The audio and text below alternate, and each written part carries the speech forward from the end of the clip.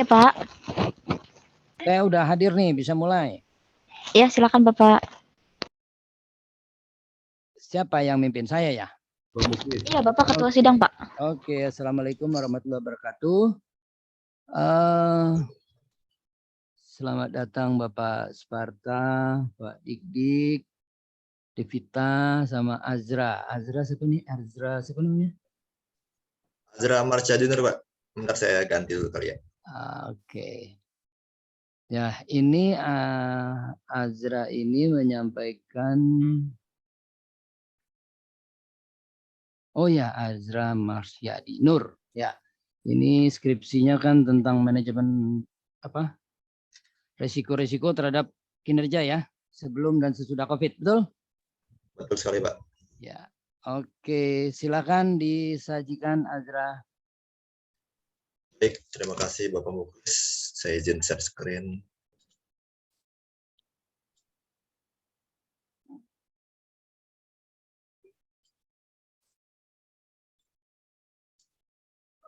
Baik, sebelumnya Assalamualaikum warahmatullahi wabarakatuh. Selamat sore, ada Bapak Muklis, Bapak Sparta, Bapak Dik-Dik, dan juga Mbak Devita. Saya Azra Marsyadinur akan mempresentasikan hasil penelitian saya yang berjudul pengaruh risiko kredit, risiko operasional, dan risiko likuiditas terhadap kerja keuangan pada Bank Pembangunan Daerah di Indonesia sebelum dan pada masa pandemi COVID-19. Penelitian ini atau skripsi ini dibimbing oleh Bapak Dr. Sparta, SE, ME, AKSI. Untuk bab 1 pendahuluan itu belakangnya saya jelaskan secara singkat saja mungkin. Jadi kalau kita perhatikan dari kinerja keuangan perbankan pada tahun 2017 sampai 2021 ini saya ambil dari statistik perbankan di OJK. Ini perubahan yang signifikan itu terjadi pada tahun 2019 sampai 2020 itu sangat signifikan sekali dibanding dengan tahun-tahun sebelumnya.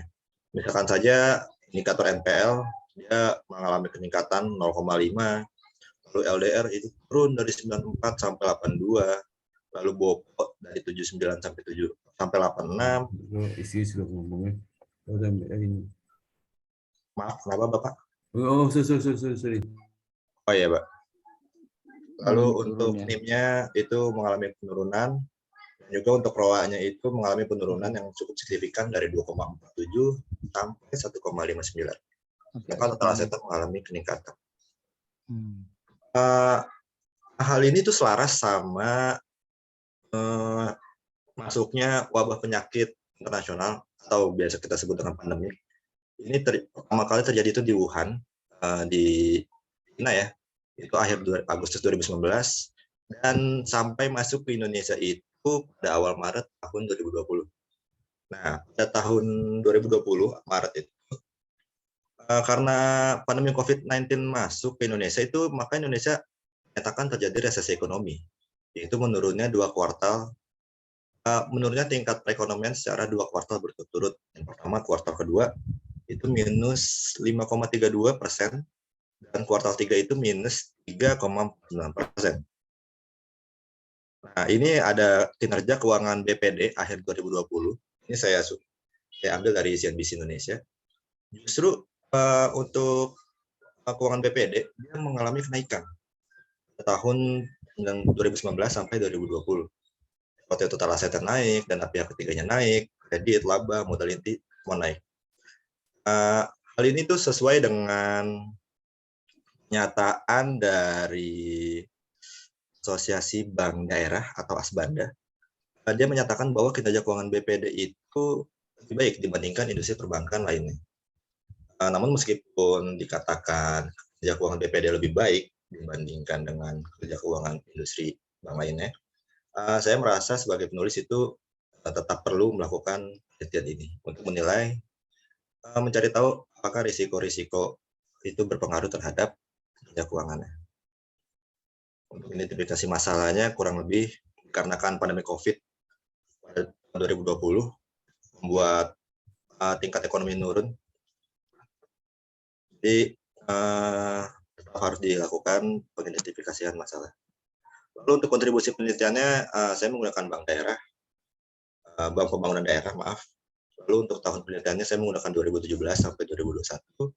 Dengan variabel independennya saya menggunakan risiko kredit, risiko operasional, risiko likuiditas. Dengan variabel dependennya itu kinerja keuangan perbankan, dan variabel kontrolnya itu saya menggunakan ukuran perbankan, dan juga saya menggunakan variabel dummy yaitu pandemi COVID-19. Untuk pembatasan masalahnya, saya hanya menggunakan BPD di Indonesia dengan periode 2017 sampai 2021. Lalu kinerja keuangannya saya hanya proxy dengan ROA. Dengan variabel yang dianggap mempengaruhi itu saya hanya membatasi dengan risiko kredit, risiko operasional, dan risiko likuiditas.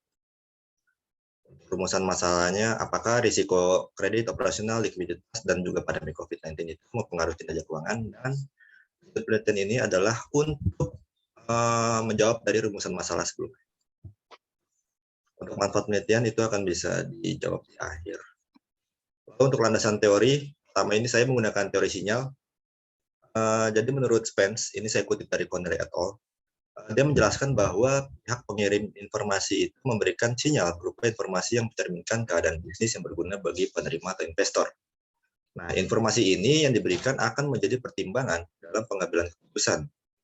Sinyal yang diberikan oleh bank-bank, baik sinyal positif ataupun sinyal negatif, akan terlihat dari kondisi bank karena pengaruh dari risiko dan operasional. Risiko dan profitabilitas bank. Jadi misalkan bank mengalami penurunan, maka itu akan menjadi sinyal negatif. Dan sebaliknya jika bank mengalami kenaikan, akan menjadi sinyal positif bagi para pemegang kepentingannya. Lalu ada teori risiko. Jadi menurut Saunders and Cornet, risiko itu merupakan bagian yang tidak terpisahkan dari aktivitas bisnis. Misalnya perusahaan memberikan pinjaman pada konsumen, membuat pasar sekuritas, dan melakukan kegiatan lainnya. Itu perusahaan akan mengambil beberapa tingkat risiko. Namun meskipun mengambil tingkat memiliki risiko yang dihadapi, ini sesuai dengan hukum ekonomi yaitu high risk high return. Jadi di mana ketika risiko itu besar, maka kemungkinan besar juga akan mendapat return yang lebih besar. Variabel penelitiannya ini tadi sudah saya jelaskan sebelumnya. Untuk kerangka pemikirannya seperti ini: risiko kredit, operasional, likuiditas, pandemi COVID terhadap kinerja keuangan, dan menggunakan variabel kontrol size spring. Untuk pengembangan hipotesisnya, jadi untuk hipotesis pertama itu saya menggunakan risiko kredit itu berpengaruh negatif signifikan terhadap kinerja keuangan.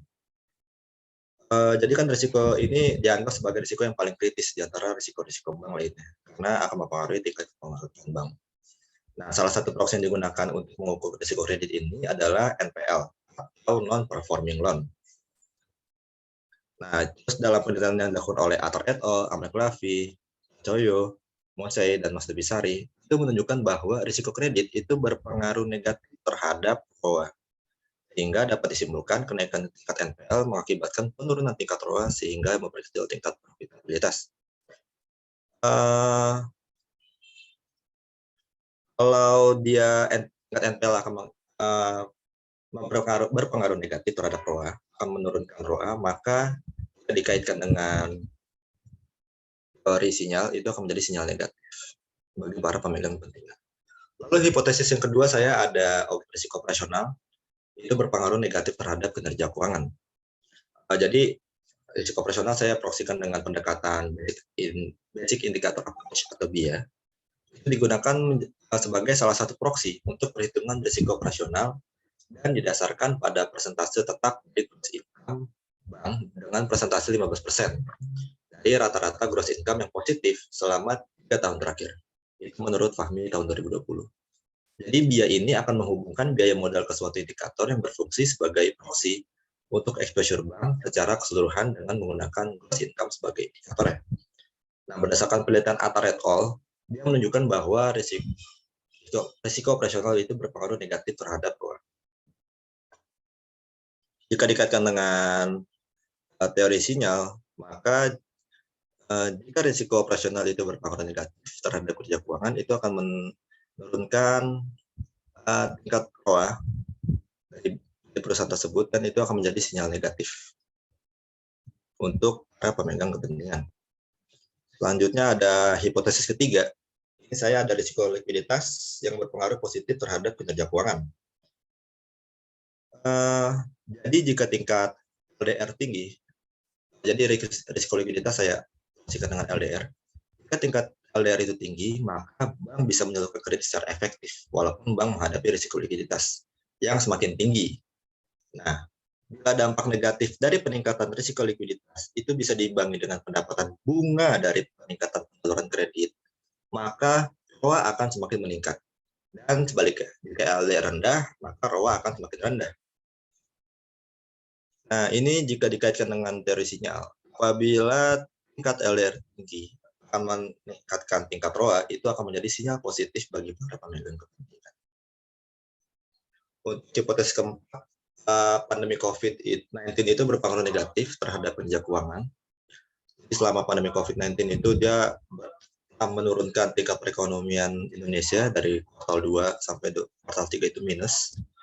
Dan berdasarkan penelitian yang dilakukan oleh Shen et al., itu menghasilkan bahwa pandemi COVID-19 memiliki pengaruh negatif terhadap profitabilitas bank.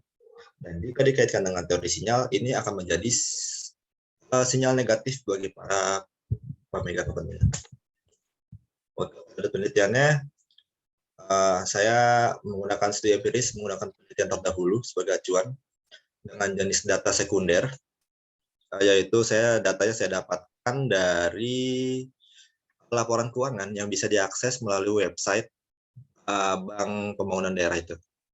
Lalu objek penelitiannya saya menggunakan BPD atau Bank Pembangunan Daerah yang hanya di Indonesia dengan periode 2017 sampai 2021. Lalu selanjutnya ada teknik pengumpulan data. Pengumpulan datanya itu saya menggunakan positive sampling atau teknik pengambilan sampel data dengan berdasarkan kelompok tertentu yang dibatasi dengan kriteria-kriteria yang ditetapkan oleh saya sebagai penulis peneliti. Nah, untuk kriterianya itu pertama BPD itu harus terdaftar di OJK, lalu BPD itu mempublikasikan laporan keuangannya selama periode yang dibutuhkan. Saya menggunakan 2017 sampai 2021. Lalu BPD itu memiliki data lengkap sesuai dengan yang dibutuhkan oleh peneliti. Risiko operasionalnya, pertama saya ada variabel dependen kinerja keuangan. Itu saya ukur dengan menggunakan return on asset, itu laba sebelum pajak dibagi dengan rata-rata total aset dikali dengan 100%. Lalu untuk variabel independennya, saya ada risiko kredit yang dengan cara pengukurannya itu NPL. Kredit sama dengan kredit bermasalah dibagi dengan total kredit dikali dengan 100%. Lalu ada risiko operasional. Untuk pengukurannya saya pakai LN dari Kabia, itu cara perhitungannya ini dia gross income yang positif selama 3 tahun berturut-turut dikalikan dengan alfa ini 15%, itu sesuai dengan ketentuan Basel. Lalu dibagi dengan 3 tahun dari yang menghasilkan gross income yang positif. Lalu ada risiko likuiditas, cara pengukurannya LDR itu total kredit yang disalurkan dibagi dengan total dana pihak ketiga atau JPK. Untuk pandemi COVID-19 itu saya menggunakan variabel dummy.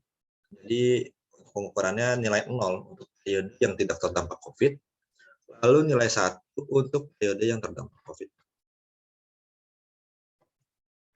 Nah, ada variabel kontrol juga, saya menggunakan bank size. Untuk pengukurannya itu LN dari total aset. Untuk pengolahan dan analisis datanya, saya pertama ada analisis statistik deskriptif. Itu karena saya menggunakan data panel. Jadi untuk menentukan model yang dipakai itu ada uji Chow, uji Hausman, uji Lagrange multiplier, lalu melakukan uji asumsi klasik, ada uji normalitas, multikoliniaritas, heteroskedastisitas, autokolarasi. Dan juga ada teknik uji hipotesisnya itu saya menggunakan parameter individual karena saya hanya ingin melihat pengaruh secara parsial dari masing-masing variabel independen. Ini untuk model regresi pertama itu, jadi saya ada tiga model regresi. Regresi pertama ini untuk periode sebelum COVID, yaitu 2017 sampai 2019, saya hanya menggunakan hipotesis 1, 2, dan 3 tanpa melibatkan hipotesis keempat. Untuk model regresi yang kedua, saya menggunakan periode pada masa pandemi COVID-19. Yaitu saya akan menguji hipotesis 1, 2, 3 tanpa melibatkan hipotesis keempat. Nah, ini baru yang model regresi ketiga. Saya akan menggabungkan periode sebelum dan masa pandemi COVID-19. Dan saya akan menguji hipotesis 1, 2, 3, dan dengan melibatkan pengaruh dari hipotesis keempat. Jadi ada ini perbaikan setelah seminar proposal. Jadi sebelumnya, waktu seminar proposal itu, saya menggunakan BOPO sebagai proksi risiko operasional dan diganti menjadi Basic Indicator Approach atau BIA, sesuai arahan dari Bapak Muklis. Lalu saya menambahkan teori dampak LDR terhadap ROA. Lalu juga saya menambahkan teori POJK nomor 48 tahun 2020. Itu tentang stimulus perekonomian nasional sebagai kebijakan counter-cyclical dampak penyebab coronavirus disease 2019. Lalu menambahkan jumlah regresi periode saat pandemi COVID-19 untuk membandingkan dengan periode sebelum pandemi COVID-19. Selanjutnya, saya juga menambahkan hubungan teori sinyal dengan pengembangan hipotesis, seperti sudah saya jelaskan tadi, dan saya menambahkan teori dari laporan keuangan. Selanjutnya, bab 4 ada analisis dan pembahasan. Jadi ini pertama ada kriteria observasi sampel penelitian yang saya gunakan. Jadi BPD yang tercatat di OJK itu ada 26. Nah, bank yang menyediakan itu setelah saya cari-cari hanya 25 bank. Ada satu bank yang tidak lengkap atau tidak bisa diakses. Jadi jumlah sampel akhirnya itu ada 25. Nah, untuk regresi 1, saya pakai tahunnya itu 2017 sampai 2011. Atau disebut dengan sebelum pandemi COVID. Jumlah pengamatan regresi satunya itu ada 75. Namun untuk normalisasikan distribusi datanya itu, ada data yang di outlier itu 1. Jadi jumlah akhir pengamatan regresinya itu ada 74. Lalu untuk periode pengamatan regresi kedua, atau saat pandemi COVID, 2020 sampai 2021. Jumlah pengamatan regresinya itu 50, namun harus mengoutlier data sebesar 20, jadi jumlah akhir pengamatan regresinya itu saya dapat 30. Lalu juga ada yang untuk regresi ketiga atau gabungan antara periode sebelum pandemi dan saat pandemi 2018 sampai 2021. Jumlah pengamatan regresinya itu ada 100, namun ada jumlah data yang harus di outlier yaitu 16. Jadi jumlah akhir pengamatan regresi itu berjumlah 84. Selanjutnya ada analisis statistik deskriptif. Ini untuk yang regresi pertama. Pertama kita lihat dulu ada masing-masing variabel, ada ROA, NPL. Ini LN KBIA itu risiko operasional. Juga ada LDR, ada LN TICE. Untuk masing-masing dari variabel ini, pertama itu kita lihat ada mean atau nilai rata-ratanya dari ROA itu 0,026565. Itu lebih besar daripada standar deviasinya yaitu 0,0086. Itu menandakan bahwa data dari ROA ini mempunyai tingkat penyimpangan yang rendah. Itu juga sesuai dengan variabel yang lain, ada NPL dengan nilai min-nya itu lebih besar daripada nilai standar deviasinya. LN KBIA juga lebih besar daripada standar deviasinya. LDR juga lebih besar dan LN size juga lebih besar. Maka dengan ini variabel ini itu memiliki data penyimpangan yang rendah.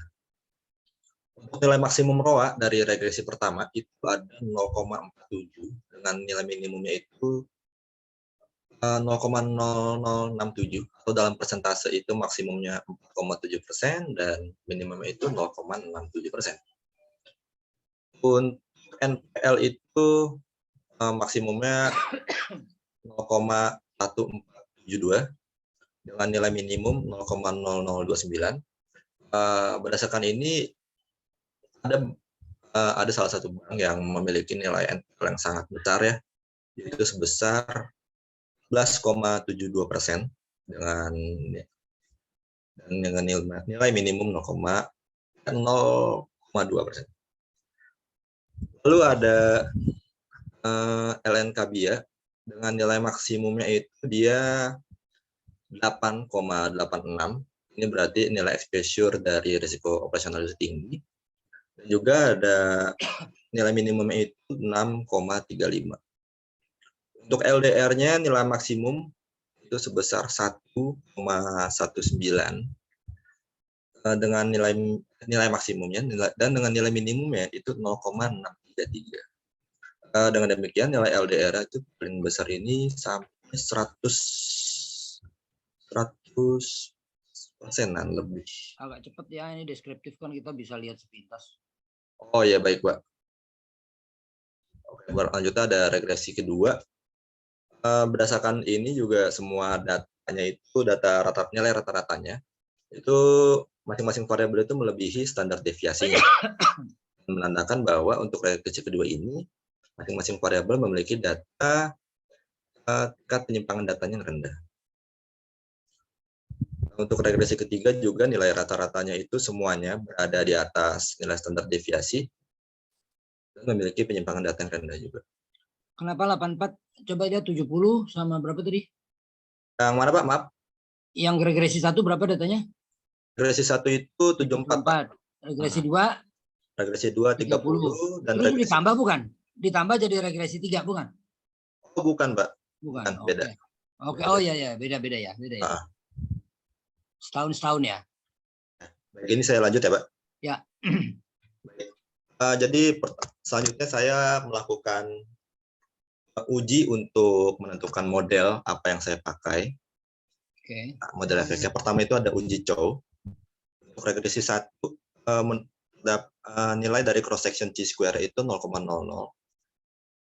Maka untuk regresi 1 saya sesuai dengan hipotesis saya menggunakan fixed effect model atau FEM. Untuk regresi 2 hasil cross section Chi-square-nya itu 0,0001. Maka saya akan menggunakan fixed effect model. Dan untuk hasil uji Chow regresi ketiga, hasil cross section-nya itu cross section Chi-square itu 0,000. Maka menggunakan fixed effect model karena sesuai dengan kriterianya kalau nilai Chi-square cross section-nya itu di bawah 0,05 maka menggunakan fixed effect model. Lalu selanjutnya ada uji Hausman. Setelah uji Chow dilakukan, melakukan uji Hausman. Uji Hausman ini untuk regresi pertama itu saya mendapat nilai probabilitas dari cross section random itu sebesar 0,009. Untuk regresi kedua mendapat nilai probabilitas cross section random itu 0,0307.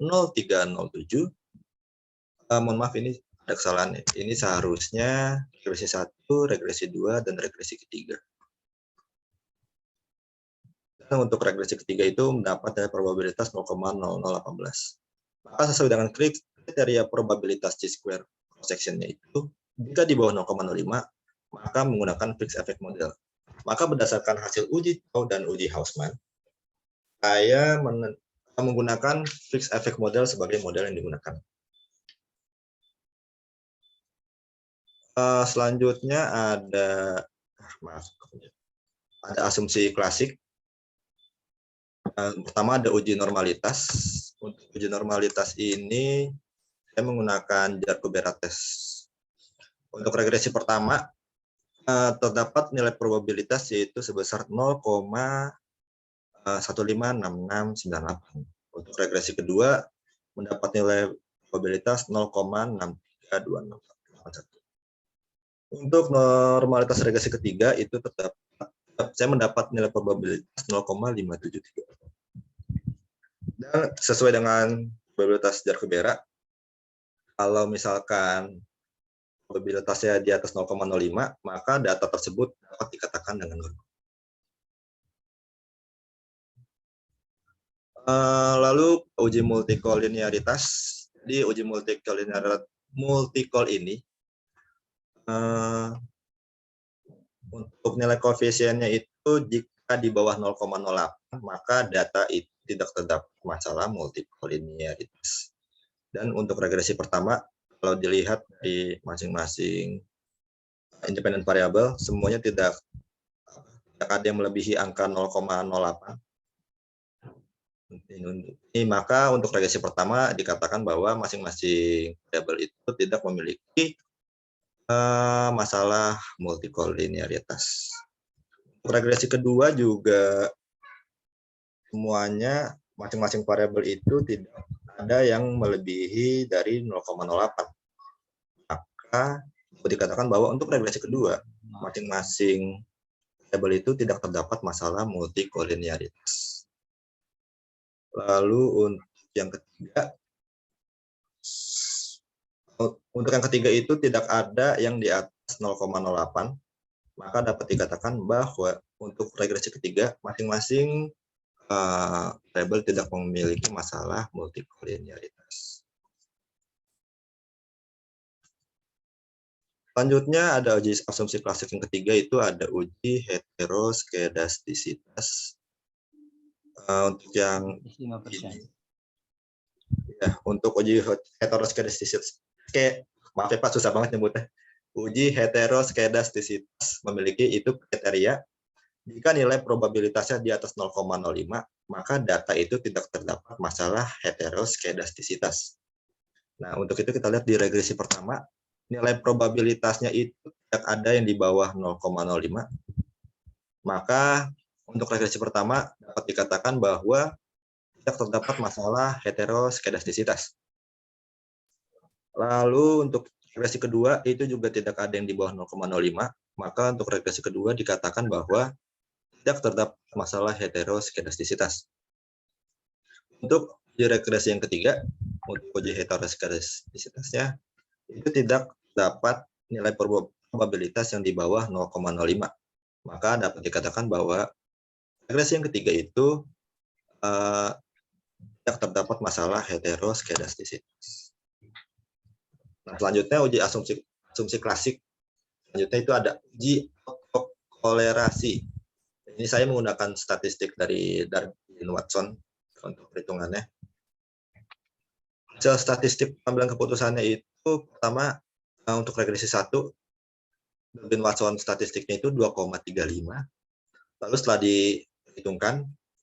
dihitung untuk regresi 1, dia hasilnya ini sesuai dengan hipotesis DU, nilai Darwin Watsonnya itu lebih besar dari DU, namun lebih kecil daripada 4 dikurang DU. Maka untuk regresi 1 tidak terdapat autokorelasi. Untuk regresi kedua, ini nilai statistik Darwin Watsonnya itu 3,75. Dan ini sesuai hipotesis nilai Darwin Watsonnya itu lebih besar daripada 4 min dikurang DL dan lebih kecil daripada 4, maka terdapat autokorelasi. Namun menurut buku Basuki Prawoto, kalau ternyata uji autokorelasi itu tidak dapat digunakan sebagai bagian dari asumsi klasik dalam regresi data panel. Dikarenakan uji autokorelasi hanya terjadi pada model regresi linear data time series. Dengan demikian, tidak semua asumsi klasik itu dapat dilakukan pada setiap model regresi data panel. Lalu untuk yang regresi ketiga, hasil Darwin Watsonnya itu sebesar 2,017021. Dengan setelah dihitung, nilai Darwin Watsonnya itu dia lebih besar daripada nilai DU dan lebih kecil daripada 4 dikurang DU, maka tidak terdapat masalah. Selanjutnya itu ada, Nah, ini dia.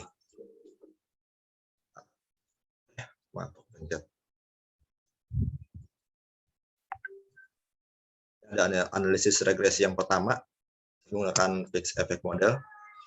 Setelah dilakukan penelitian pengolahan data, jadi untuk yang regresi pertama itu diketahui bahwa nilai NL itu negatif dan signifikan terhadap ROA. Lalu untuk nilai risiko operasional atau LN-Kabia itu positif namun signifikan terhadap ROA. Dan nilai LDR itu positif namun tidak signifikan terhadap ROA. Maka kalau dalam hitungannya itu ROA sama dengan 0,017624 dikurang 0,135 20 NPL ditambah angka dari biaya ini ditambah dengan LDR dikurang dengan LN size. Jadi berdasarkan hasil dari penelitian ini, jika dilihat dengan nilai konstantanya, menunjukkan bahwa kinerja keuangan itu diproyeksikan dengan ROA, dia akan mengalami kenaikan sebesar berapa ini? 0,017624. Jika nilai variabelnya semua nilai konstan. Untuk resiko kreditnya itu sebesar minus 0,135120. Dia menunjukkan bahwa ROA akan mengalami penurunan sebesar sekian, itu minus 0,135120. Setiap kenaikan 1% dari NPL. Lalu untuk koefisien regresi yang LN KBIA. Maka dipercepat ya, itu kan tidak signifikan tuh. Yang signifikan aja. Baik Pak, kalau begitu saya langsung lanjut ke regresi yang kedua. Berhubung ini tidak signifikan.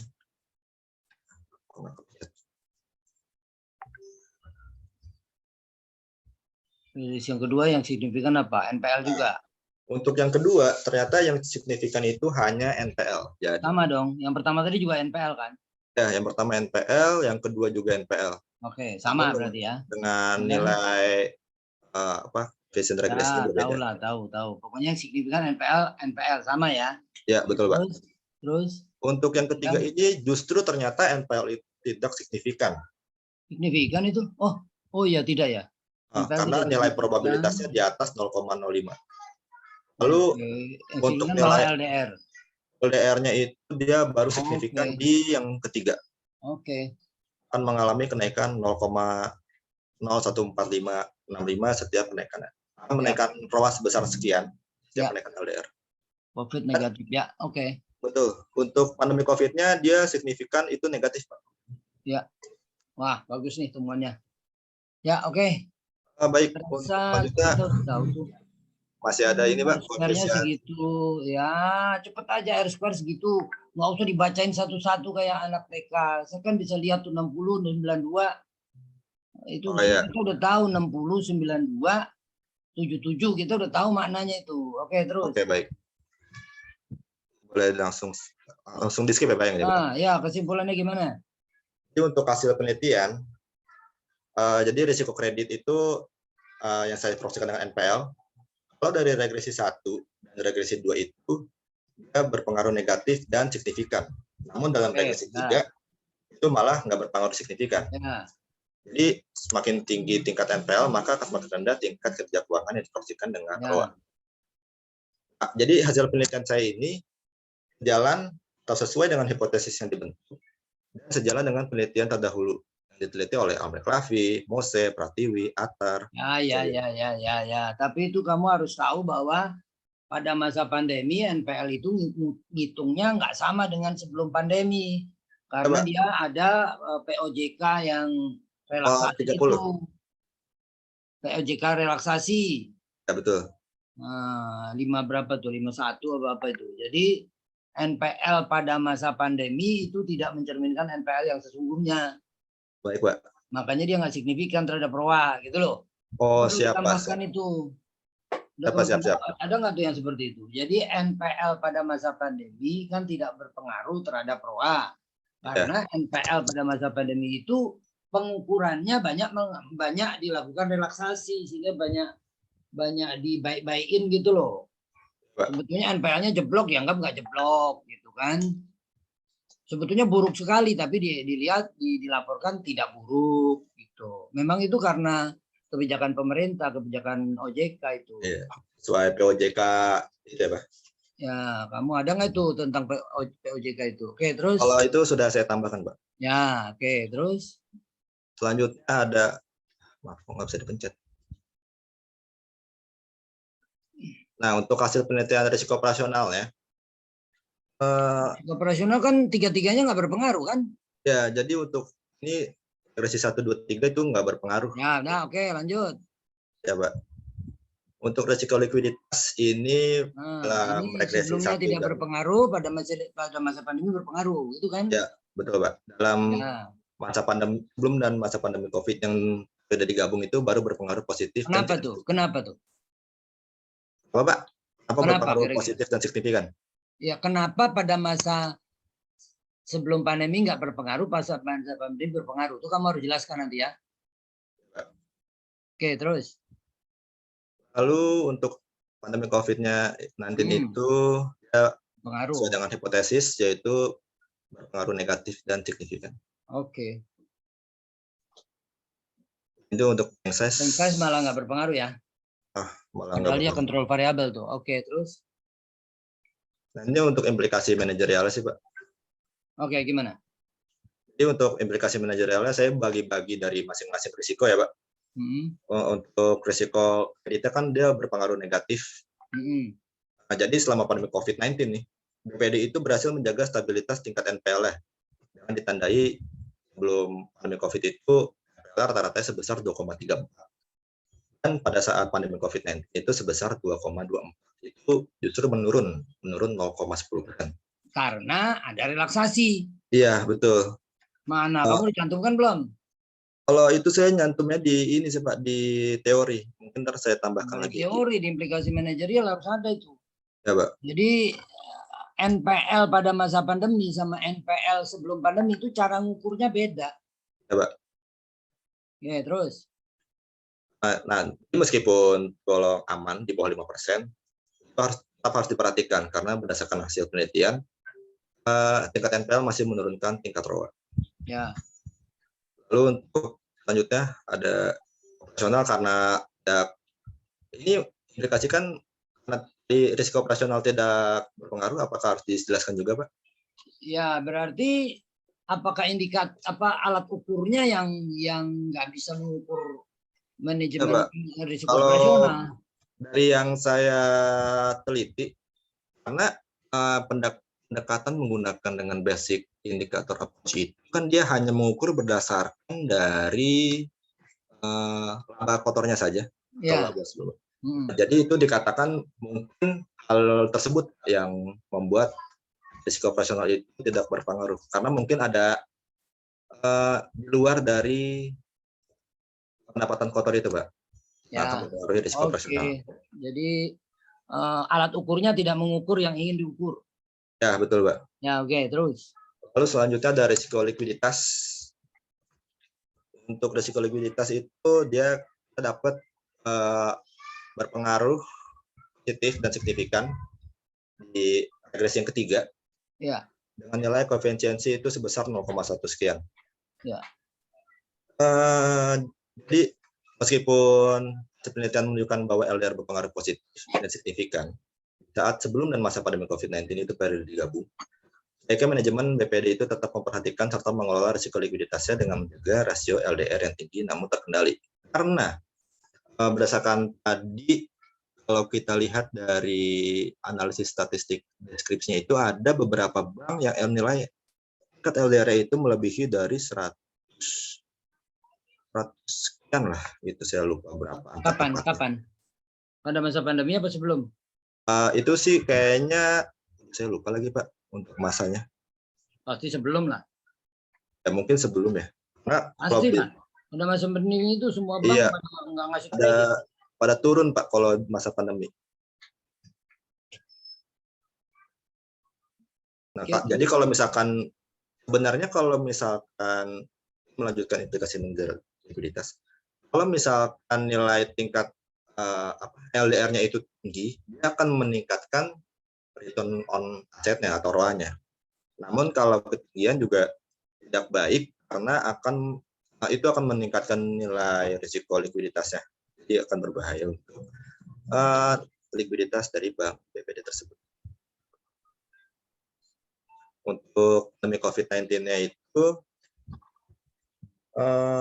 nah ini, Pak, saya jadi masukin yang POJK itu sesuai yang relaksasi itu di sini.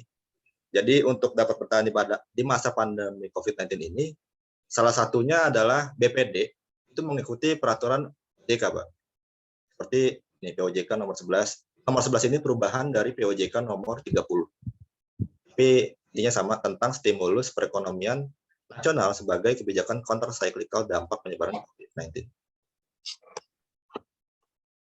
Nah, untuk manajemen risiko dalam rangka implementasi stimulus ini, sesuai OJK itu ditetapkan perbankan antara lain asesmen terhadap debitur yang eligible untuk restrukturisasi, lalu kecukupan pembentukan CKPN, lalu juga melakukan stress testing dampak restrukturisasi terhadap permodalan dan likuiditas bank.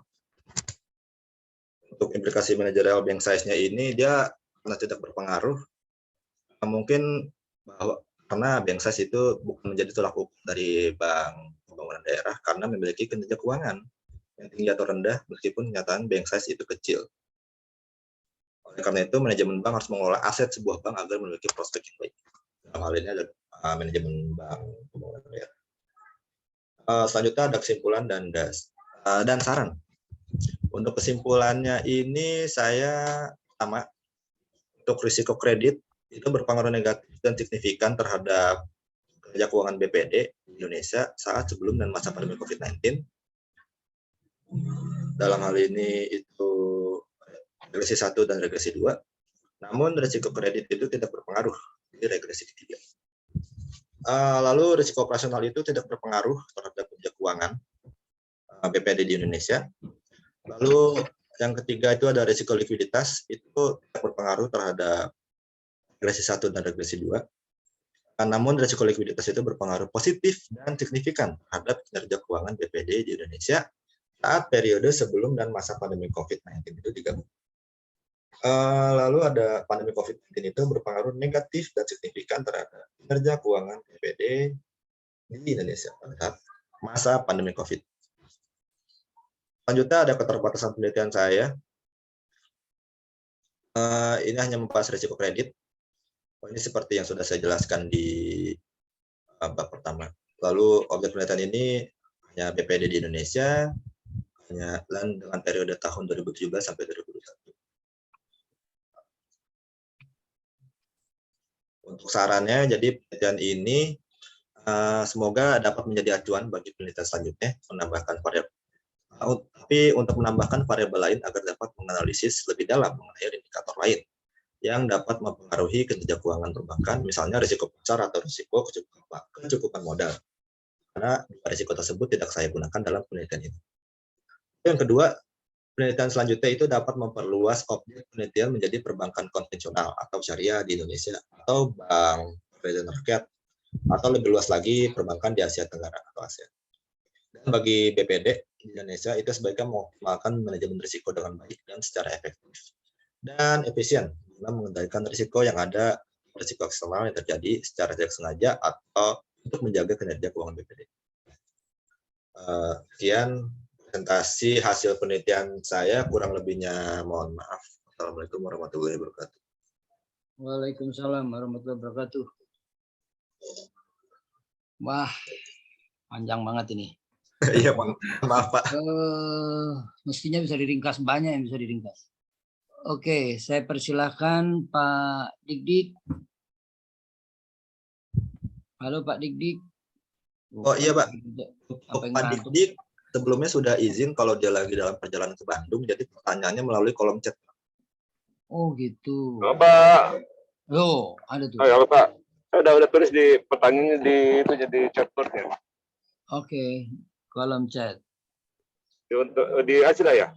Ya, di kolom chatnya ke saya, mungkin saya share. Bacakan ya. Oke, jadi pertanyaan dari Bapak Dik-Dik, jelaskan keterbatasan dan atau kelebihan-kelebihan yang dimiliki dari penelitian saudara. Oke, jadi uraikan secara singkat. Dan jadi ini mungkin pertanyaannya saya kopas aja ya Pak, biar yang lain juga bisa melihat. Iya, oke. Akan. Jadi pertanyaannya dari Bapak Dik. Oke, baik.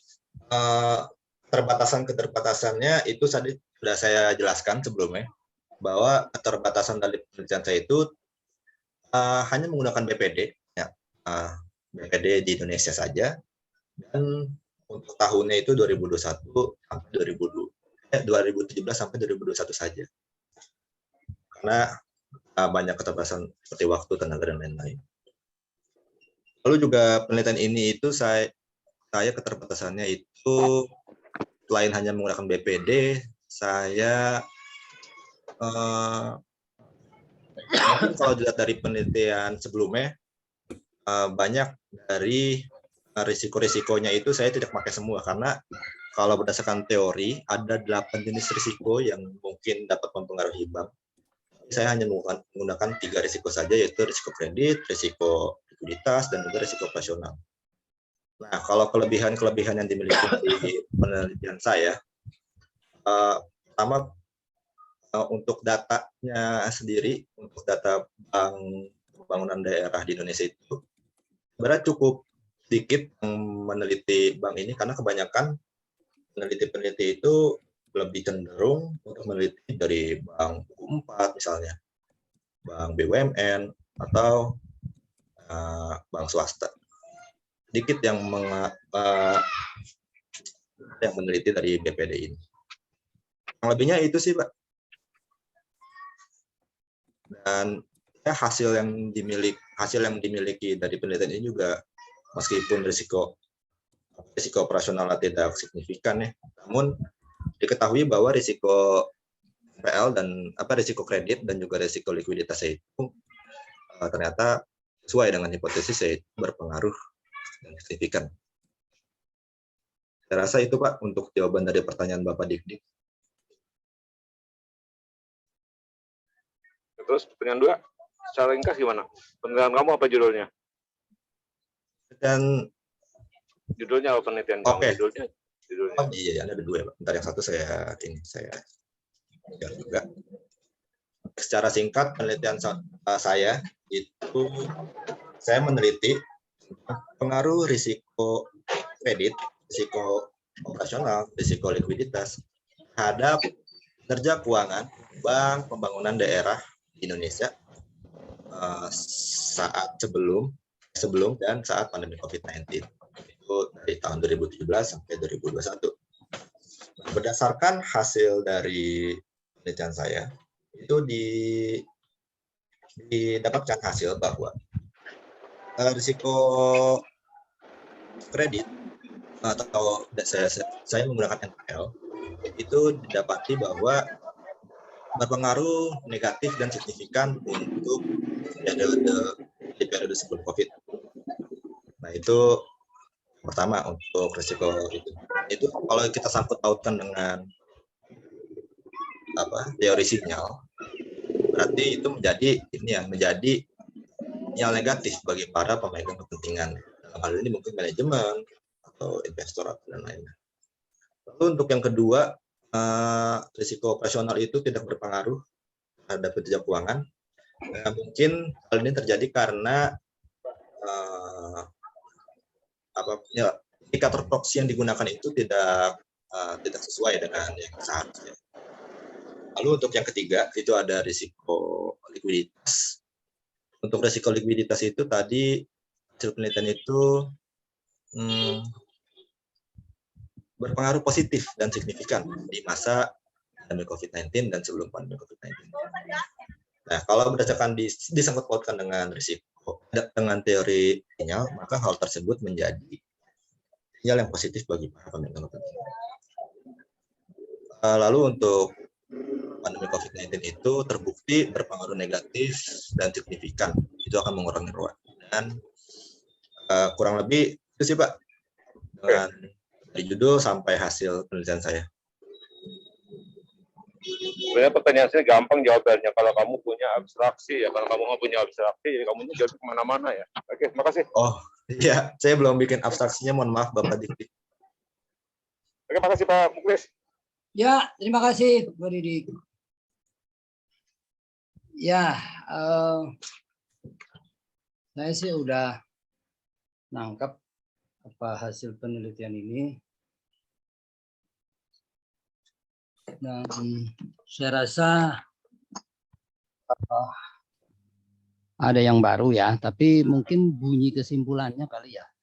Jadi gini loh, nomor 1 itu kan resiko kredit. Coba tadi regresi 1 tuh gimana? Regresi 1 tahun berapa sampai berapa? Bentar. Regresi 1 itu tahun 2017 sampai tahun 2019, Pak. Oke, berarti sebelum pandemi. Terus regresi 2? Regresi kedua itu tahun 2020 sampai 2021. Itu saat pandemi Berarti terjadi. pandemi saja. Oke, terus Pandemi saja. 3? Yang ketiga itu 2018 sampai 2021. 18, 19, 20, 21. Ya. Jadi 17-nya nggak masuk. 17-nya nggak masuk. Ya, karena dalam perhitungan menggunakan dummy variabel itu baiknya menggunakan 2 periode yang 2 versus 2 lah gitu. Dua sebelum, 2 sesudah gitu ya. Ya, betul. Ya, oke. Ya, saya ngerti. Nah, jadi gini loh, kesimpulannya itu yang nomor 1 itu kan risiko kredit berpengaruh. Yang nomor 1 ya. Ya, betul, Pak. Nomor 1, regresi 1, risiko kredit berpengaruh. Terus kalau risiko operasional tuh 3-tiganya kan nggak berpengaruh. Ya, betul. Risiko likuiditas itu Regresi 3, Pak, yang berpengaruh. tidak berpengaruh juga ya. Pokoknya cuma risiko kredit aja kan yang berpengaruh. Enggak, resiko likuiditas dia regresi yang ketiga yang berpengaruh positif. Lah iya, regresi 1 itu kan yang berpengaruh hanya risiko kredit kan. Iya, betul. Nah, jadi intinya pada kondisi normal itu risiko kredit lah yang berpengaruh terhadap ROA. Baik. Itu. Jadi kamu ngomongnya begitu. Pada kondisi normal, artinya nggak ada pandemi kan? Baik. Ya, pada kondisi normal, risiko kredit lah yang harus diperhatikan oleh seluruh BPD. Pak. Nah, jadi seluruh BPD itu harus mencermati risiko kredit. Ya, siap. Kalau pada kondisi normal, karena begitu NPL naik, ROA langsung jatuh. Ya kan? Nah, sedangkan risiko operasional ternyata nggak ngaruh, risiko likuiditas juga nggak ngaruh, risiko size juga nggak ngaruh, ya kan? Nah, kemungkinan kenapa itu nggak ngaruh karena mereka itu satu kelompok kan itu sana BPD aja. Ya kan? Jadi BPD itu LDR-nya ya berkisar antara itu. Gitu loh. Jadi kurang variasi gitu loh. Lain kalau kamu seluruh bank gitu. Wah, itu kamu nanti akan ketemu bank yang LDR-nya sangat rendah, ketemu bank yang LDR-nya sangat tinggi. Ya, sementara kamu kan hanya BPD aja. BPD itu kan sejenis semua. Itu orang direksi-direksi BPD itu watak-wataknya sama semua itu. Karakternya sama semua. Mereka itu di bawah gubernur, di bawah bupati, di bawah wali kota, di bawah DPRD, karakternya itu sama semua kayak gitu loh. Jadi siap. Keberaniannya mengambil resiko ya segitu sama gitu. LDR-nya ya pasti segitu karena dananya semua dana Pemda. Dikasih kreditnya kredit pegawai, ya LDR-nya pasti ya sekitar itu. Oh iya, siap. Gitu. Jadi nggak kelihatan menyolok perbedaan antara BPD 1 sama BPD lain. Jadi dampaknya ke ROA juga nggak kelihatan karena antara BPD 1 dan BPD lain juga variasinya nggak banyak gitu loh. Iya. Nah, kalau kamu sampelnya misalnya bank buku 1, buku 2, buku 3, 4 misalnya, baru kelihatan tuh. Ya kan? Oke. Karena ada bank yang LDR-nya rendah sekali, ada yang bank LDR-nya tinggi sekali. Gitu kan? Ya. Nah, kalau risiko operasional ya mungkin karena tidak mencerminkan lah, tapi walaupun nggak mencermin ya itu tidak mempengaruhi ya karena mungkin itu kan sebetulnya hanya alat aja itu. Harusnya kan risiko operasional itu kan bukan pakai dia. Kan metodenya ada 4 ya. Harusnya tuh kalau mengukur itu pakai metode yang paling akhir itu, metode apa itu namanya? Kan ada metode BIA, metode apa gitu kan. Oke. Yang paling akhir itu ya dihitung bener berapa kali teller keluar salah bayar, berapa kali analis salah ngitung, berapa kali dihitung terus dilihat pakai statistik gitu lalu ketemu probability-nya segini. Dikaliin exposure-nya ketemulah itu harus pakai statistik. Ini kan udah daripada susah-susah ngitung resiko operasional udah total revenue aja lah. Total revenue itu menggambarkan besar kecilnya resiko operasional. Kan intinya total revenue tuh. Karena kalau total revenue-nya banyak kan berarti menghadapi konsumen yang lebih banyak. Kalau menghadapi konsumen yang lebih banyak kan kemungkinan melakukan kesalahan kan menjadi lebih besar. Betul. Ya enggak? Ketemu nasabah sehari 10 nasabah, sama ketemu nasabah sehari 30 nasabah. Beda, Pak, dia. Nah, beda kan kemungkinan Hmm. si teller membuat kesalahan itu kan lebih besar yang sehari ketemu 30 nasabah. 30. Ya enggak? Nah, Betul. itu loh. Makanya pakai resiko operasional udah pakai total revenue aja lah. Itu kan sebetulnya total revenue kan. Kalau perusahaan itu total revenue atau laba kotor kali itu ya. Karena itu kan Iya. pendapatan bunga kurangi beban bunga, laba kotor lah itu. Jadi laba kotor mencerminkan besar kecilnya risiko operasional. Itu pendekatan aja. Pendekatan aja kali 15% gitu kan. Nah, ternyata itu belum bisa mengukur risiko operasional kalau kita asumsikan itu adalah tingkat rendahnya risiko operasional. Itu satu, kemungkinan satu. Kemungkinan kedua itu sudah mengukur risiko operasional tapi memang dia tidak berpengaruh terhadap ROA. Gitu loh. Baik. Ya, jadi kamu jelasnya harus ada dua begitu. Oke, Kemungkinan siap, Pak, pertama, BIA itu apa pokoknya tuh pendapatan bunga bersih itu tidak mencerminkan besar kecilnya risiko operasional. Itu kemungkinan ke satu. Kemungkinan kedua, dia sudah mengukur risiko operasional tapi dia tidak berpengaruh ke ROA. Nah, gitu kan? Betul, Pak. Tuh yang kedua. Oke.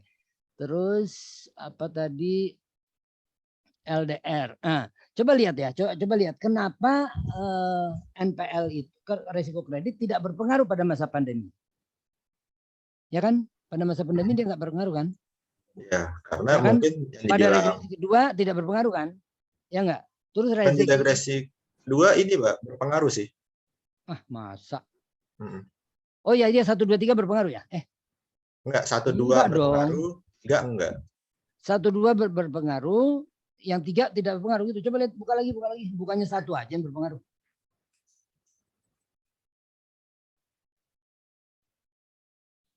Coba Ini lihat. kedua. Nih, ini kedua Ini yang dia pertama.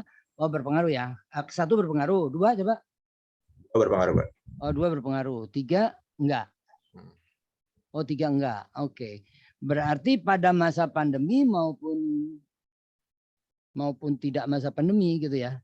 Kan pada masa normal maupun pada masa tidak normal ternyata risiko kredit tidak berpengaruh terhadap ROA. Gitu kan ya? Berpengaruh terhadap ROA, berpengaruh negatif terhadap ROA. Ya, oke. Gitu ya. Tapi begitu bikin regresi 3 malah nggak berpengaruh ya. Ya, malah nggak berpengaruh, Pak. Nah, kenapa tuh regresi 3 itu berarti hanya pada 2 sebelum dengan 2 sesudah ya? 2 sebelum, 2 tahun sebelum, 2 tahun sesudah ternyata tidak ngaruh. Tidak ngaruh. Tapi kalau sebelum dan sesudah aja ngaruh, negatif. Nah, gitu ya. Ya berarti pada masa pandemi maupun pada masa non pandemi resiko kredit harus diperhatikan oleh para direksi BPD, gitu aja. Manajemen BPD-nya. Oleh manajemen BPD. Gitu. Nah kalau LDR itu pada masa pandemi saja dia berpengaruh, iya betul nggak? Enggak. Kalau di sini LDR itu berpengaruh justru ketika periode digabung, Pak. Oh gitu. 1 nggak berpengaruh, 1, 2 nggak berpengaruh. 1, 2 nggak berpengaruh. 1 tidak. 1 tidak, 2 juga tidak berpengaruh. Oh gitu. Hanya 3 aja berpengaruh. Ya, ketika periode tersebut digabung. Oke. Nah kalau ini saya tahu nih. Karena kalau ketika digabung itu benar-benar dibandingkan LDR sebelum sama LDR sesudah itu memang kontras. Oke, baik. Kamu di data deskriptif kan kelihatan itu. LDR bank-bank di BPD itu kan anjlok kan pada masa pandemi. Ya, coba lihat di deskriptifnya itu. Anjlok kan. Yang nyampe 68 kalau nggak salah. Iya, memang BPD dan bank-bank swasta juga itu banyak yang libur memberi kredit selama masa pandemi. Oke. Libur memberi kredit. Mereka benar-benar nggak ngasih kredit. Nah, sehingga LDR-nya kan rendah banget. Nah, padahal sebelum pandemi rajin mereka kasih kredit. Jadi LDR-nya tuh tinggi banget sama rendah banget pada regresi 3. Oke. Pada regresi 3 itu LDR-nya tinggi banget sama rendah banget. Jadi kelihatan pengaruhnya gitu loh. Siap. Ya. Tuh seperti itu. Oke, nah kemudian size itu juga begitu. Kenapa size nggak ngaruh? Ya karena memang itu satu kelompok. Satu kelompok size-nya ya di sekitar itu gitu loh. Nggak kelihatan bedanya. Iya. Ya, nah, kalau ya. BPD itu kan semua itu buku berapa itu? buku 4 nggak ada kan BPD? Nggak ada Pak. Nah, Paling buku jadi 3 Pak buku BPD. 3 juga beberapa, Iya. buku 3 Ada. beberapa, kebanyakan buku 2, ada sedikit buku 1. Iya, Yang bahkan penting- BPD yang melakukan IPO aja tuh nggak semua Pak. Cuma beberapa aja. Iyalah, itu cuma Jatim Jabar aja. Mm. Ya, jadi karena satu kelompok bank, maka size-nya juga satu rumpun gitu loh. Iya, iya. Sehingga mungkin nggak kelihatan pengaruh size kepada ROA.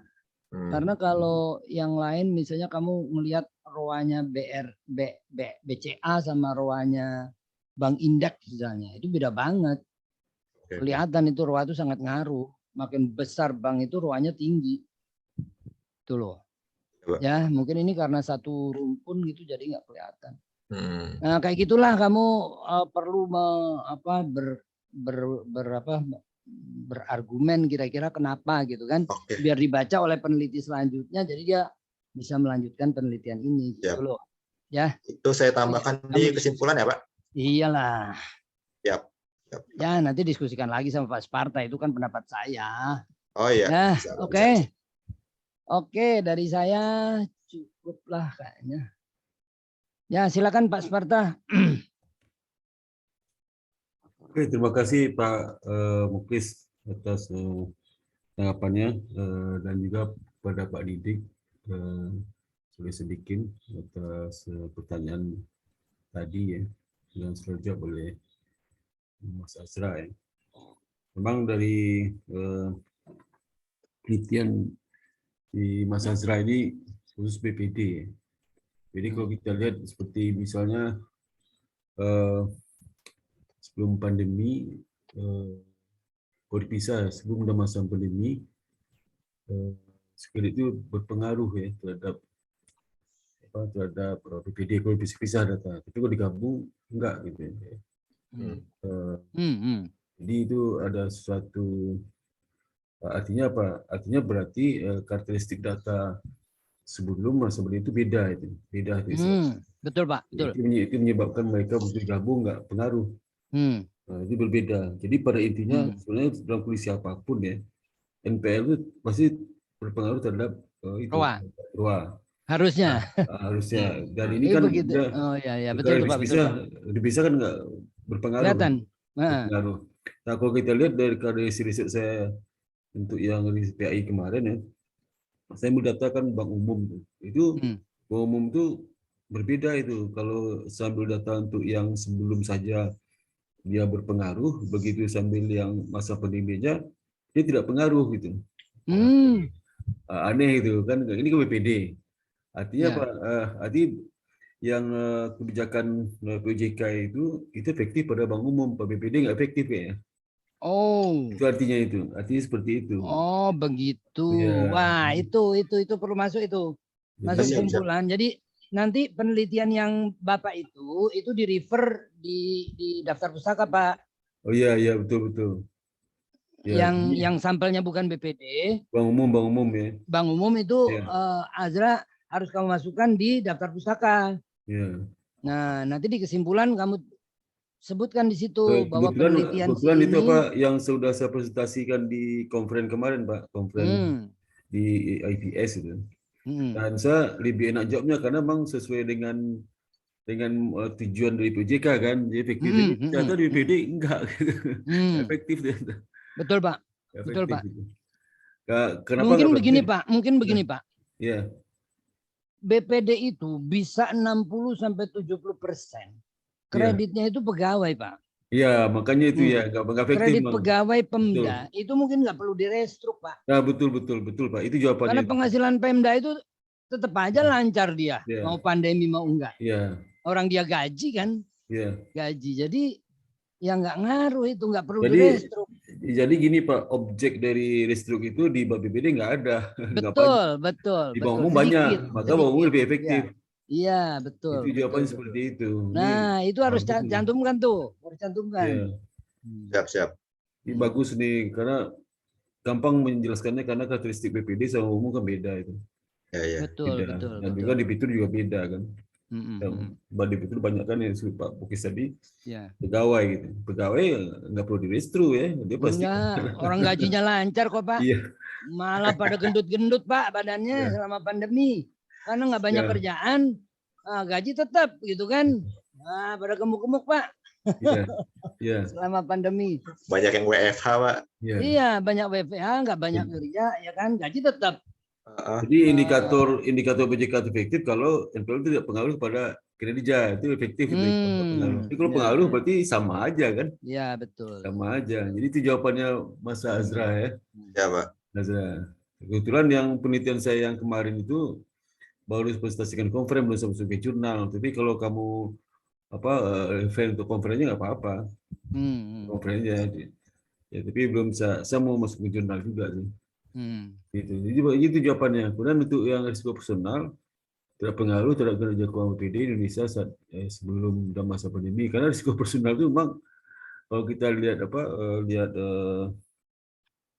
formulasinya kan ada yang aneh kan itu. Artinya tidak bisa itu ukuran risiko personal ada aneh. Biasa tinggi lah. Jadi kita bisa katakan nggak ada manfaat juga. Kita bandingkan risiko personal terhadap kinerja, agak aneh gitu. Jadi mungkin untuk risiko personal mungkin kita maklumi lah ya. Dan untuk risiko likuiditas tidak berpengaruh terhadap kinerja keuangan. Nah, sebelum masa pandemi karena memang seperti ini sama juga karakteristik dari BPD itu. BPD itu juga sama karena likuiditas itu rata-rata dipastikan dia bisa memenuhi tidak berisiko lah likuiditas di BPD itu nggak ada risikonya lah. Jadi mau pandemi itu nggak pandemi sama aja gitu. Iya betul. Betul tuh mau tiga. Betul. Sejenis sih mereka semua. Iya sama aja. Kecuali bank umum ada pengaruh tuh. Kalau meneliti bank umum ada pengaruh tuh. Iya betul. Ada pengaruh Pak. Negatif ada pengaruh. Tapi BPD enggak, memang benar tuh. Apalagi bank swasta Pak, ngaruh banget. Ya bank swasta terasa sekali itu Pak. Terasa sekali karena LDR-nya begitu LDR tinggi deposan langsung lari Pak. Iya betul. Kalau bank swasta, kalau BPD LDR tinggi deposan merem. Iya nggak punya Pemda, ya kan? Kayaknya deposan BPD itu nggak peduli dengan kinerja BPD lah. Nggak peduli dia. Deposan itu nggak peduli dia sama rasio kinerja BPD. Rasio sambil makin ngeri, nggak peduli dia. Nggak peduli dia, benar tuh Pak Muklis. Iya. Nah, kemudian pandemi COVID berpengaruh negatif dan signifikan terhadap kinerja. Nah itu jelas tuh. Jelas ya. Itu memang benar itu. Ya. Itu jadi itu Mas Azra ya itu yang temuan pertama jawabannya itu ya. Ya Pak. Ya. Nanti saya ubah di. Terima kasih ya, Pak Muklis atas responnya. Mudah-mudahan ini meskipun hasilnya simpel tapi bermakna juga dan bagus ini juga. Bagus ya. Pak ada maknanya. Ada makna. Apalagi dikaitkan sama penelitian yang Bapak tadi. Jadi kelihatan gitu loh. Karena ini kan khusus BPD. Itu kan yang tidak khusus BPD kelihatan bedanya. Gitu. Iya beda kelihatan. Jadi pengaruh relaksasi POJK 11 ya namanya itu ya. Iya. Nah, itu kelihatan gitu. Kelihatan di non BPD nggak kelihatan di BPD. Kenapa ya? 60-70% dia kredit pegawai. Mana ada yang betul. Nggak ada yang direspon. Nggak perlu. Dan kalau kita lihat dari krisis tahun 99 itu nggak ada relaksasi kan, maka banyak hancur bank kan. Coba ada relaksasi, bisa selamat tuh. Oh ya betul itu Pak. Iya itu relaksasi nggak ada. Pak. Makanya ke depan saya rasa Pak Muklis kalau ada terjadi krisis mungkin itu senjata ampuh bagi OJK itu relaksasi. Iya betul Pak. Dengan menambah instrumen yang lain gitu. Betul.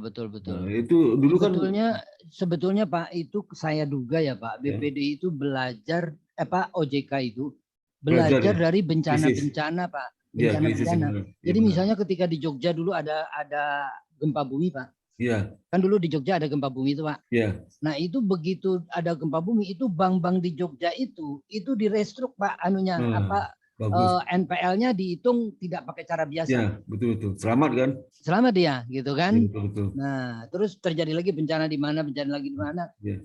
OJK belajar kan, ya, begitu betul. jadi bencana nasional tinggal diterapkan aja Pak. Iya, ada efektif.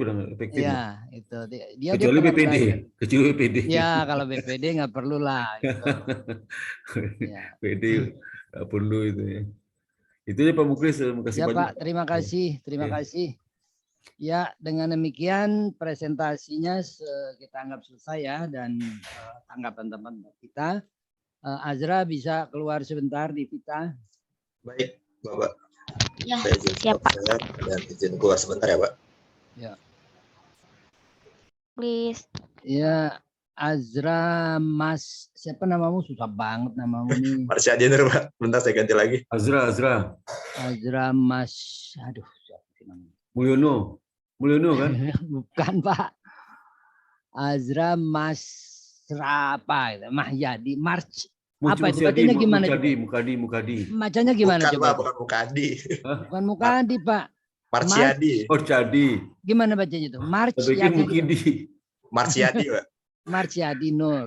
Oke. Iya. Oh, itu bukan Azra. Mukidi namamu. Nggak tahu nih. Pak. Kalau susah-susah gini Mukidi kita ganti siapa, Pak? Mukidi aja Pak. Kita ganti Mukidi aja, susah bener.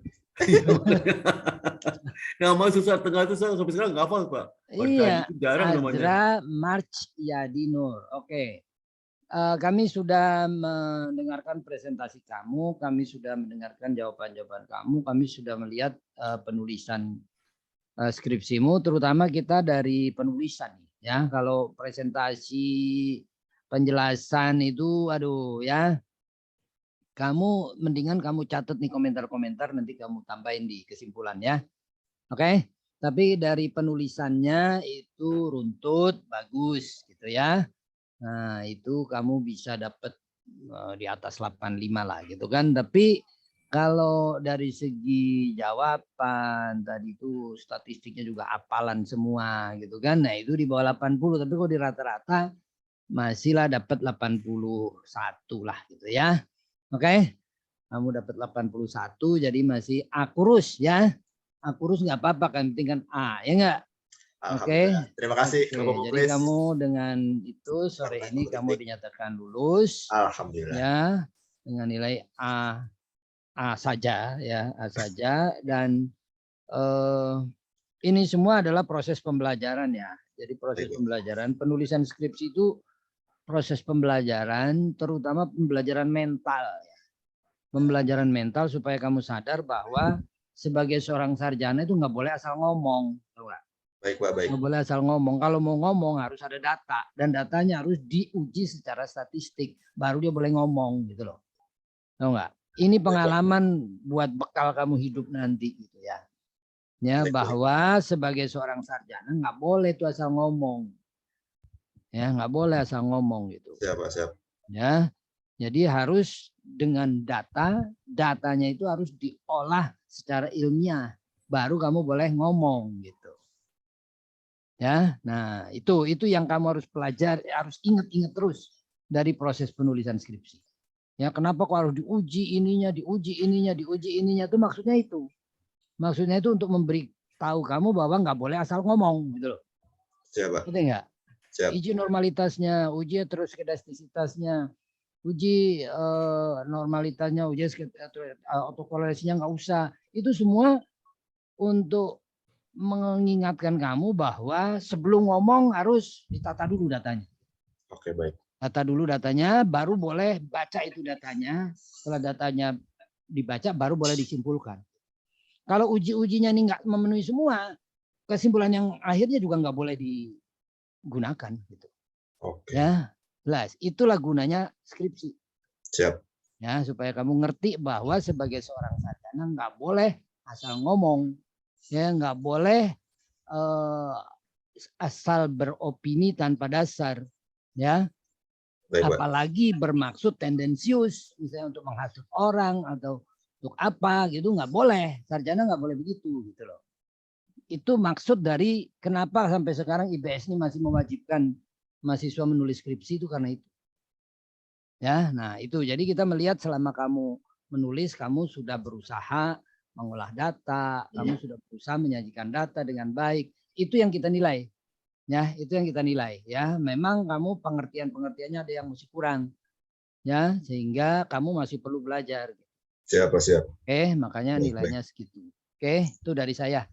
Ya, jadi tetap harus belajar. Ya, itu maksud dari skripsi. Oke?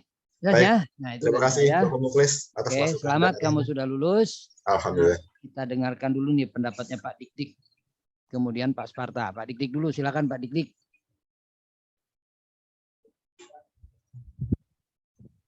Atau baru mau masuk kota Bandung nih kali. Lebih bisa mengawasi gitu. Oke, Pak Sparta aja deh kalau gitu. Oke, makasih Pak Muklis. Pak Mas Azra, pertama sekali saya ucapkan tentu saja selamat ya, kamu sudah lulus dan beban belajar kamu selama 5 tahun agak plong ya. Tapi bukan berarti kamu berhenti belajar ya. Oh enggak, Pak. Karena belajar 4 tahun di kampus EBSU belum cukup sebenarnya. Tapi paling tidak ilmu-ilmu basic sudah diberikan oleh dosen-dosen di Indonesia Business School. Kamu tinggal pengembangan kan. Dan banyak sekali ilmu diberikan oleh S1 itu bekal bisa untuk sampai CEO itu. Ya, sampai ke direktur bisa digunakan.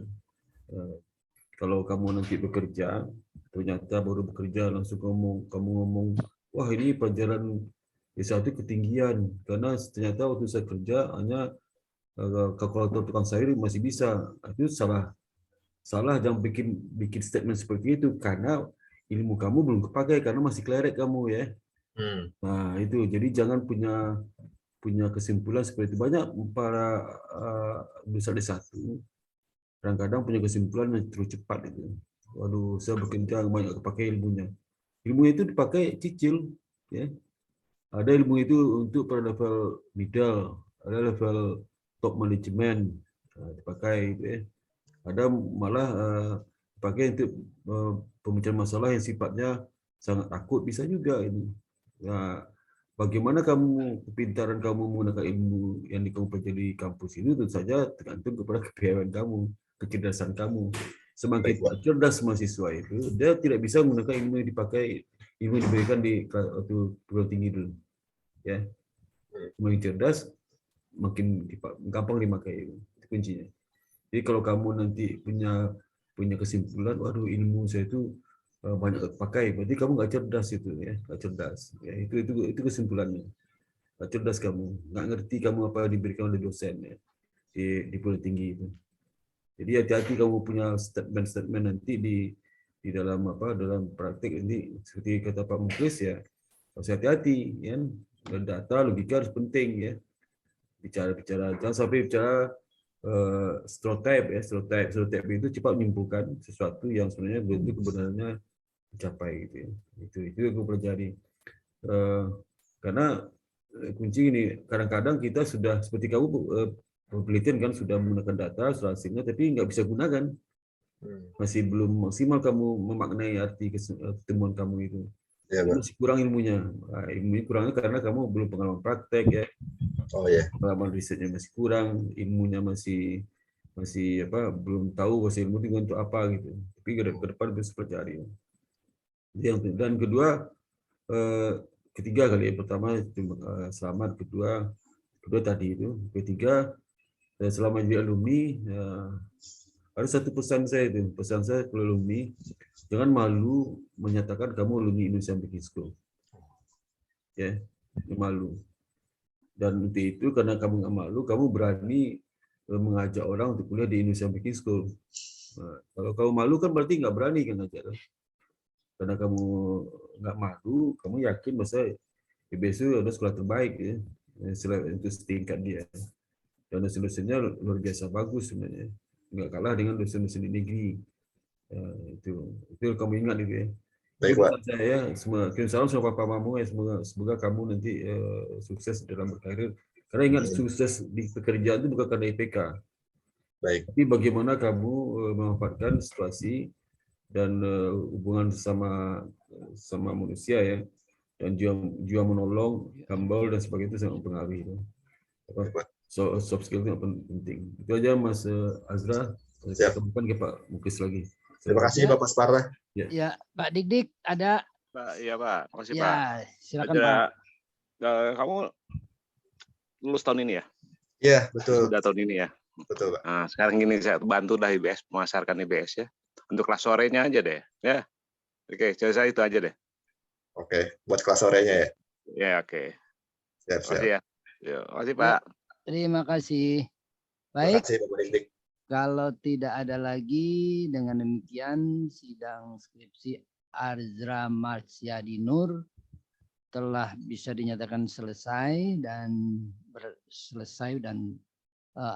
Azra dinyatakan lulus dengan baik ya. Dan dengan demikian kita bisa akhiri. Terima kasih Pak Sparta, Pak Dik-Dik. Terima kasih Azra atas kehadirannya dan kerja kerasnya ya. Dan kita akhiri. Assalamualaikum warahmatullahi wabarakatuh. Waalaikumsalam warahmatullahi wabarakatuh. Waalaikumsalam warahmatullahi Terima kasih wabarakatuh. banyak Pak Muklis, Pak Didik. Ya, Terima kasih banyak Pak kasih. Sparta, Terima Pak kasih Lutfi, Pak Bapak Dik. Sparta.